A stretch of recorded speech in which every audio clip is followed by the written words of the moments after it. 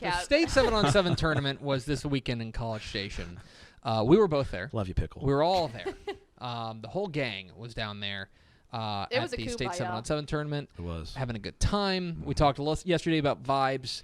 Let's get your quick vibe check on state 7-on-7. I'm right there with you guys. I mean, it was great to be out. It was the first normal feeling football event.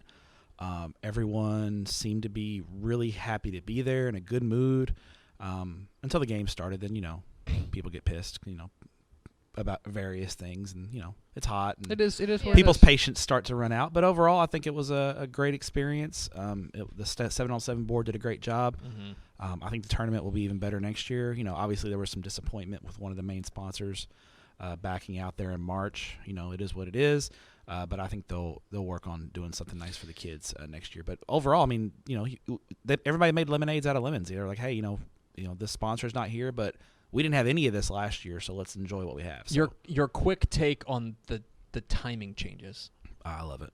Yeah, it was so because you've gone to 7-on-7 much more than any of us in this room for 15, combined. 15, 16. Yeah, it's before you'd be done on Thursday, Friday at 7-ish. By the time you got back to the hotel, it's 8, and then by the time you got out of the shower, got something to eat, it's like 9 o'clock, and you're trying to get work done, and you'd be up till 1 or 2 in the morning working, and then you got to turn around and get back up at 7 to go back to the fields at 8. So the shortened schedule made things great. It allowed for a lot better. So the work, I felt like the work that we produced on the evenings was a lot higher quality because we weren't rushed. Yeah, and so I think the teams like the time changes better, and then I would stay.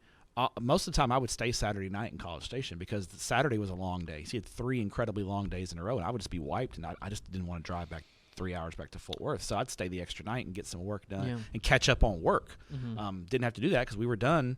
We were on the road. I mean, 12:45 or like 12:50. Yeah, that D1 championship game was done. Mm-hmm. Yeah.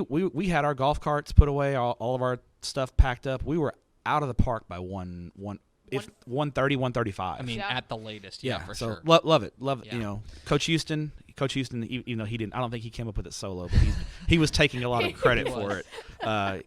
Good job, Coach Houston. Well done. That's a dub for you, sir. So I want to go division by division, and we'll go smallest to largest as far as what stood out to you. We'll start with Division 3. Of course, the state champions there in Division 3, East Bernard. That was a team that we had previewed on Tep and Step and said that was a team to keep an eye on. They'd been so dominant in the SQTs. They just looked smart. And that carried over. Yeah. East Bernard, I know you got to watch a fair amount of them, and especially, they ran through pool play. Yeah, their first 5 or 6 games, I think it was 5. First 5. Until they got to Wascom. No, it was Franklin in this. Until they did not have a close game until the semifinals. Yeah, and then they had back-to-back close games with Franklin and Childress.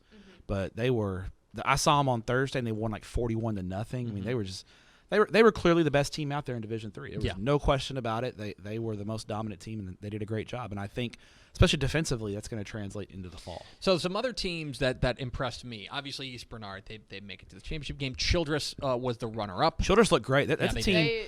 Childress, people forget, they went to the regional finals last year. I saw them in the first round of the playoffs against Abernathy. They got a lot of guys back. They've got Colin Bishop, Darion Mathis, Lamont Nickelberry, the big tight end, his name escapes me now, but he was number 40. He was a dude. So Childress is going to be a real force. I think they might be the second best team in Region 1 in 3AD2 right now. I mean, obviously Canadian's the favorite, and that's the hurdle they got to climb. But I thought that the Bobcats were really impressive. And you could see once they got the cylinders going, they took off to another level. Like there was no stopping them. And that was a team there are teams that go out there and they just outscore people. And this was the team that was winning with defense. Like, their defense looked very good. If you remember, this is the team that was, I think, 4th in 3A Division 2 last year in scoring defense. They gave up around 11 points a game last year. They looked every bit the part of a defensive juggernaut, or rather East Bernard did a defensive juggernaut. Wascom was another team. Yeah, quarterback Cole Watson. Yeah, we came away really impressed with Cole Watson. I think he's going to add a different dimension to that team this year, and they're going to be a threat in Region 3. I think they're in Region 3. So we made Franklin the number 1 team in 3A Division 2 to start the year. They looked the part, man. They got some good looking dudes. Man, Oh, well, and that's one of the weird things. Pass the eyeball test. Yeah, one of the things about 7-on-7, and I'll use this word a lot, is context. Right, that context matters. If a team's going out there and they're just running like a junk offense or something like that, that's one thing. But the other thing is, whenever you've got a team like Franklin, that we know how good they are at running the ball. Mm-hmm. We know that they are an exceptional running team. If you start adding in that passing attack, which looked sharp, and by the way, their defense looked very good, and the guys just just plain and simple, they look athletic. They looked like they had some. And good they know how to win. They're winners. So those were the teams. I thought Dangerfield looked good as well. They always have kids that look the part. So I thought Dangerfield had a good weekend as well. Those are the teams I think to me that stay out in D3. Man. I'll throw one other out there is Gunner. Gunner was a team that we found out basically as we arrived that their starting quarterback, Hut Graham, was not there. I think he was at like a church thing. Yeah. So it's like, what are you going to do? Yeah. You're like, don't go to church or whatever. Yeah. So don't worry, Texas Tech fans. He was not in trouble. I think he was serving the Lord. Yeah. But they go out there with a backup quarterback. Cole Lemons, the wide receiver, I thought really stood out to me. Yeah. Because the thing for Gunner, and you think of them as a pistol option offense, and that's true, but they've never had, when they've had receivers, they haven't had like the prototypical number one receiver. It's just a big target on the outside.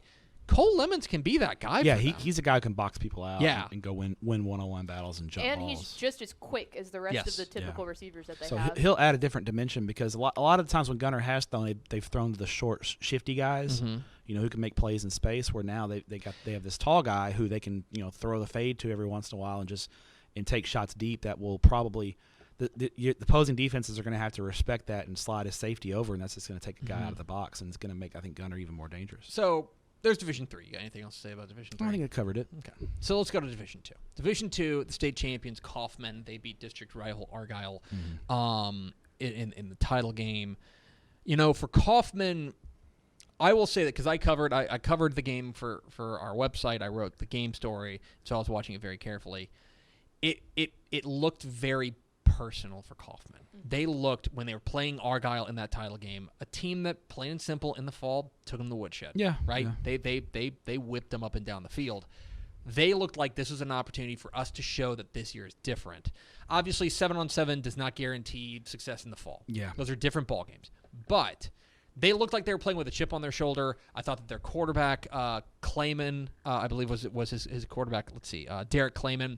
He looked sharp. And the defense made plays, and that was one thing for Kaufman. That look, I don't think this is going to change my opinion of that district. I still think it's probably Argyle and Melissa up at the very top, and then probably they're going to be in that. Paris. They're going to be it's a tough district. It's that district had in the final 16 teams of the Division 2 bracket.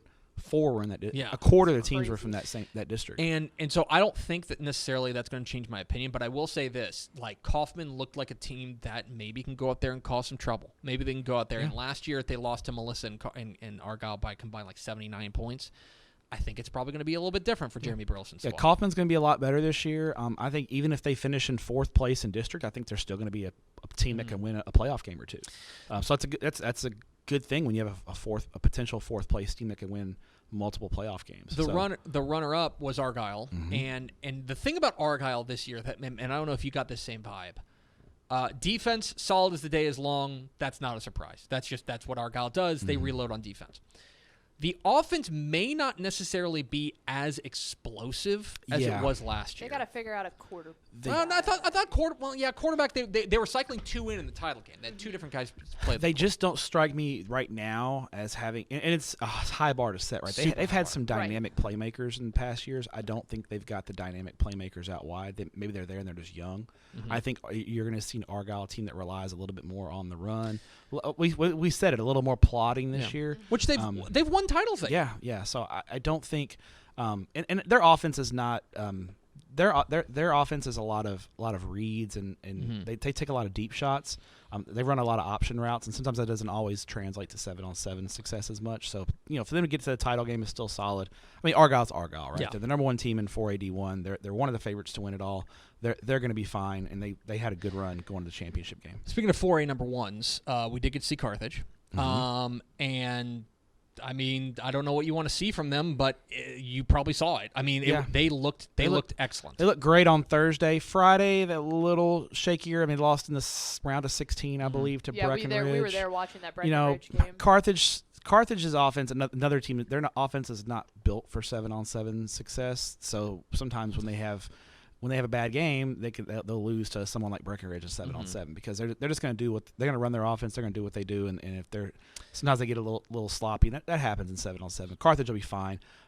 I thought that their defense looked great. Defense looked great, and then they had 2 quarterbacks out there. Yes. They were kind of cycling 2 different quarterbacks out there, and this is the one thing we saw Scott Surratt out there, and he was watching his guys and just being miserable. He hated it. Oh my God. He doesn't hate 7-on-7. But he hates not being able to coach. Yeah, exactly. He hates not being able to coach. He's like, God. I was keeping an eye on him. But the one thing I will say about them is that, man, and this is just a Scott Surratt thing. Both those quarterbacks went out there, and just technically, their footwork perfect. They've got a tough decision to make because I thought both the quarterbacks that they played looked good, and I mean 2 is better than 0 for sure. But I mean they're gonna have it would not surprise me in non-district if Carthage is still playing both guys. We got to see Austin LBJ. They won their pool. Looked great. Really athletic. Young quarterback Oscar Gordon. Dude, he really grew up. He could sling that he's ball. really grown up a lot. Goodness. He was just not having 7-on-7. I talked to Coach Fenner. He mentioned it on the interview that not having 7-on-7 last year hurt Oscar's development a little bit because he was just a sophomore. But he's a junior now, and he's really a leader of that team. And LBJ is going to be a force in Region 4 again this year. There's no reason to think they couldn't win that region once again. His accuracy on the deep balls was very impressive. Very impressive. There were a couple of other teams that I want to make sure we mention because I know we were looking at them. I thought that Tyler Chapel Hill, after kind of a rough first day, they woke up on Friday. Yeah, they got to the quarters. And got to the quarters, and I think that's what that staff wants to see because that's going to be. They're gonna be young at the skill position spots. You know what I mean? They got a lot. They're young, but they have a lot back. Yeah, from their team that went to the third round. They played a ton of sophomores last year, basically, and so that was a team that I'll be honest. I went to bed on Thursday thinking like, did I overrate Carthage or Chapel Hill rather in my own head? They come out Friday a little bit more focused and won a couple of games. That impressed me. And yeah, division. Is there any other team that I'll say this? I'll throw up a little red flag on El Campo, just because I think in order for El Campo to make the run that they want to make, they are going to have to throw the ball a little bit. This is a run oriented team, and they won the Lineman Challenge in Abilene, so obviously they're going to be able to run the football. Bodes well with having Ruben Owens. In the they're going to be able to run the football, but I thought they will need to throw it a little bit, and they struggled. Yeah, they went 0-4. Yeah, they really struggled. Just not much consistency at the quarterback spot, and just they had been undefeated up until going to state 7-on-7, and they didn't handle adversity probably as well as Coach Worrell would have liked. So I think there's some things that they need to work on. I'm not saying that they're not going to be a great team, but it concerned me a little bit because that's a team that we think could win it all, and if they're not handling adversity well now. That's going to be an issue at some point because no one goes through a season without any adversity. So want to see how they bounce back from that. Last team I saw, last one to mention is Midlothian Heritage. That's a team that we had there's a lot of questions about them because they got hit hard by graduation. They were very senior heavy last year. I thought it looked okay. I thought that the pieces looked like they were coming together. Nice semifinal run for them. Yeah, they looked solid. And that's a team that's gotten better as the summer has progressed. They started out a little slow in qualifying. Kind of got it together later on in qualifying, and we're playing good 7-on-7 football there towards the end. Obviously making the run to the semifinals. So that's a team that's probably going to continue. That may be something we see during the fall. Start out a little slow for Midlothian Heritage. By the end of the year, they're a lot better team than they were in week 1. So then let's go to Division 1. And in the Division 1 bracket, the champions, Hebron, they beat Lake Travis in the title game. I thought Jacob Buniff, their quarterback, was very sharp. He's a guy that Brian Brazel has kind of given us a heads up on, said this guy – he's a leader. Yeah, he's a leader of men. I would describe Jacob Buniff as a leader. Which is a big personality for fairly small guy. Well, he's not very big. He's got a big personality, and the kids gravitate towards him. Which is great. You know, he is. They because really, he is undersized. They really rally around They him. did, and he's a guy that I think that's his best attribute. Like he can make the throws you need and stuff like that. But what takes him from, like, if you were just judging him on a scale, he'd be like, he's a good quarterback. Mm-hmm. That leadership ability, I think, took him to another level and really made it great. I thought the young receivers there for Hebron between number 11, Kobe Baldwin and Dakota Bridges. Dakota Bridges, that dude's got a gear. Yeah, he gets the corner and he is. They're most some of their. I mean, give a lot of credit to Buna for putting on the money, but some of their best plays were kind of running like a 6 or 7 yard drag to Bridges and saying, "Get the corner," and he got the corner every time. And if someone did catch up to him, his ability to stop and cut was really impressive. And it's not surprising. I think that Hebron's defense is pretty good. Mm-hmm. I mean, that's what Brian Brazel hangs his hat on. Excellent linebacker. Yeah. Excellent group of linebackers. So they're very, and that was, that's another thing that we should bring up. There are some teams that throw 7 safeties out there. They'll just throw 7 safeties and corners and stuff, and just basically their 7 best defensive backs. But Hebron was out there basically running. They're in their base defense. Kind of a base defense. Two linebackers out there. 2 middle linebackers, and they were out there in coverage. Look good in space. They're big kids. Yeah. Big, you can tell they're linebackers. But they look the Hoover kid had an interception, big interception in the end zone there. So basically the biggest play of that title game. Yeah, I think it's Hebron's a team we think is going to be in the playoffs. I think that you can take some good things away from them. I thought obviously Lake Travis, Bo Edmondson looked great. They made their run to the championship game without Caleb Burton. Caleb Burton could have played if he wanted. The coaching staff just felt like there was no reason to rush him back for 7-on-7. So they add him to that mix. Lake Travis has got a good young group of skill players. And I was impressed by their defense. I'm writing something for TexasFootball.com right now about how that's kind of the second most notable unit when you talk about Lake Travis, but I thought their defense looked good. Let's say this: they're in that, I guess, the quarterfinal. They played Westlake, the big big rivalry game that suddenly comes about, and they were coming in there. They were chirping a little bit. They had a chip in their shoulder. Yeah, because they didn't get to play Lake Travis. They didn't get to play Westlake last year, and Westlake's kind of. For a while there, Lake Travis had Westlake's number, and the shoe is kind of switched foot now with Westlake being the team to beat. So Lake Travis had a little chip on their shoulder, and they it's 7-on-7, and I don't think you have to be too concerned if you're a Westlake fan, but it was notable. It was notable, and the thing that impressed me was that defense was the only defense that really made Cade Klubnik sweat all because week. We watched Cade Klubnik in the Lamar game to open the day on Saturday, and darts. It was first 6 drives, 6 touchdowns, no incompletions. I know it was a razor clinic. sharp. Yeah, he looked good. So so if you're a Clemson fan, you should be excited. Yeah. But yeah, Lake Travis I thought looked very good. Other teams in the Division I bracket that impressed you? Midland Lee. Midland Lee, on the eyeball test they look like I said it to you. They look like a Dallas or Houston team. They got dudes. They really look good. What does Mike Roach call McKellen Young? Quadzilla. Yeah, Quadzilla is what he called him. Yeah, he's large. Midland and Chris Brazel, the wide receiver, is committed to Florida.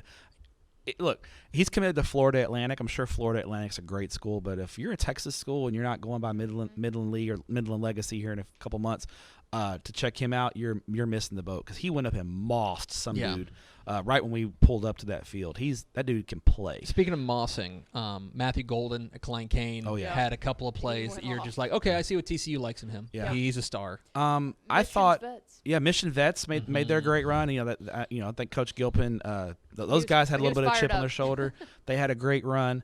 I thought Katie Tompkins, their nice run. Losing Jalen Milroe, questions at court. Katie Tompkins is going to be fine. Their new quarterback, I didn't catch his name, but he looked good, and they made a run to the quarterfinals before losing to Frisco Lone Star. And Frisco Lone Star is another team. Yep. We kind of were like, Frisco Lone Star, and you and Powers were very much on the Lone Star bandwagon, and Garrett Rangel looked great, and they ran all the way to the semifinals. So those are the teams I think Midland Christian too. They took down Geyer, and that was a really impressive game. That's a big upset. Yeah. And Geyer, considering they had Jackson Arnold looked great, and considering Geyer, did not play probably as well as they should have on day one, bounced back nicely and won the consolation. Went 5-0 on Saturday and won the consolation bracket. So Jackson Arnold, if you're thinking of Jackson Arnold as a freshman against Austin Westlake, you're wrong. He has grown up quite a bit. He looks the part. He's going to be he's going to do some big things for Geyer into this year. man-child territory. College Station, and they always perform well. But this is the year we've got high expectations for College Station. Start the year in the top three, number three in our 5A Division I rankings.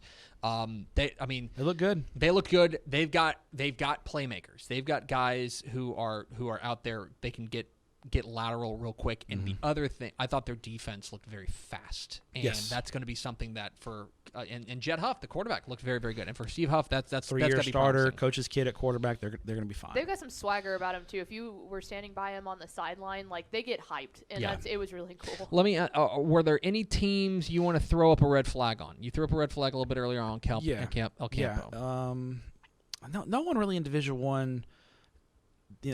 Nothing really that worried me too much in Division I. I'll throw one. A little worried about Beaumont Westbrook. A little worried.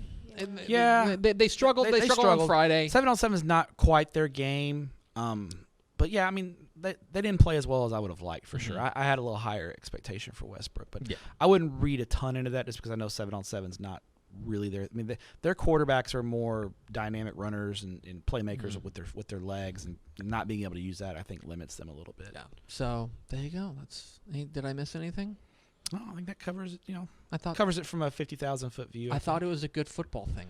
It was a nice football thing, and now we don't have to talk about 7-on-7 for about 8 or 9 months. We'll put the 7-on-7 to bed. I got the big dumb hat is put away for another year. Because it only comes out at state 7-on-7. Yeah. I don't wear it at SQTs. No, I go straight ball cap at SQTs. That's it's a special thing. It's a special thing. Yeah, and like our dinners we can't talk about on air anymore. Yeah, it's great. It is.